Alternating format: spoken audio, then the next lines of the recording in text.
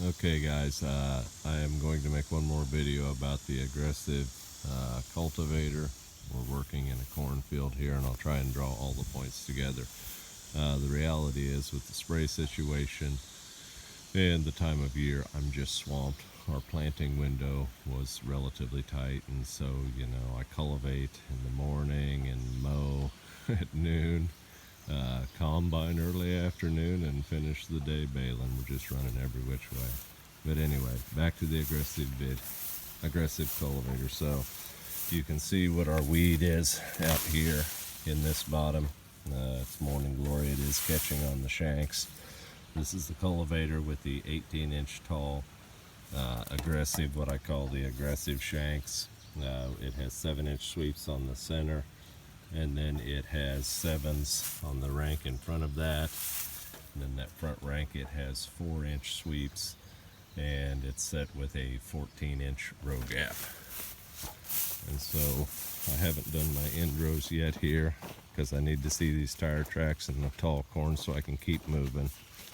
So this is a part of the field that I have done here already, and I'm taking out a lot of the morning glory, not getting all of it. Some of it has already started climbing the corn plants, and so we'll have that morning glory in the corn. But you can get an idea of the ridge there. That is the cultivated part of the field, and just step over here into an uncultivated part of the field. So what we're seeing here, we haven't had a rain on this ground since I did the spike cultivation. We've kind of gone about 3 weeks now without an appreciable serious rain. So we're starting out, and the field is pretty clean. The spike cultivator left the ground relatively flat, and what I'm coming along doing now is pushing up those ridges and killing as many of those weeds. There's not very many, but killing as many of those weeds in the row as I can. And there's a row that's been done, and you can see the ridges pushed up. One of the net results of field cultivating this field twice to get it to dry out, and then planting it, was that I did pack the ground down.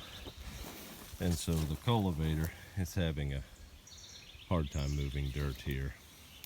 The ground was packed down from all those rains we had, in May there, and then in June, right after I planted it, had, 5.5 inches on it. But the ground's pretty well packed down. There's not a whole lot of loose dirt to work with, but we're doing the best we can, and moving as much as we can. And so there's a part of the field that has been done. It is cleaning it up pretty nice. Pretty much the only morning glories that are surviving are the ones that have already started climbing plants. If they come across in between the rows, this cultivator takes them out. Okay guys, so here we are moving through the field. Our speed is anywhere from 4 to 7 miles an hour, depending on the soil type.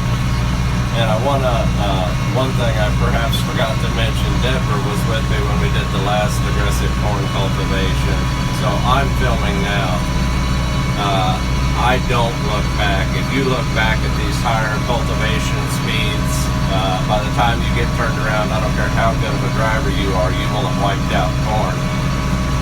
And so my only reference points here are knowing where the tractor's at and looking in my mirrors. And you need to know where your tractor's at, how your cultivator's operating. It helps to have somebody with you on the initial setup, but don't look back. Know where your machine's at, know how it's operating, and move some dirt. I'm going to swing the camera over here. I can't watch the camera and talk to you guys, but we're in a little bit of a lower spot here. The corn thins out, so I dropped my speed down. There it was plumb wet. Right before the spike cultivation, there had been a rain. And you can see the corn height dropping off.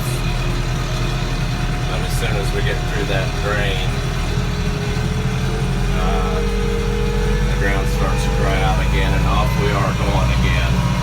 But I'm going to swing the camera over there and show you the dry part of the field, what it's looking like. And I just about got off there. So anyway, guys, that's what we're working with. We have beautiful corn. It was planted late.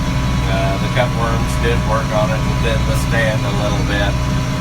But considering the crazy year and the crazy weather, we have a beautiful cornfield, and I've got several more hours in the cultivator before we start working on other projects. Thanks, guys.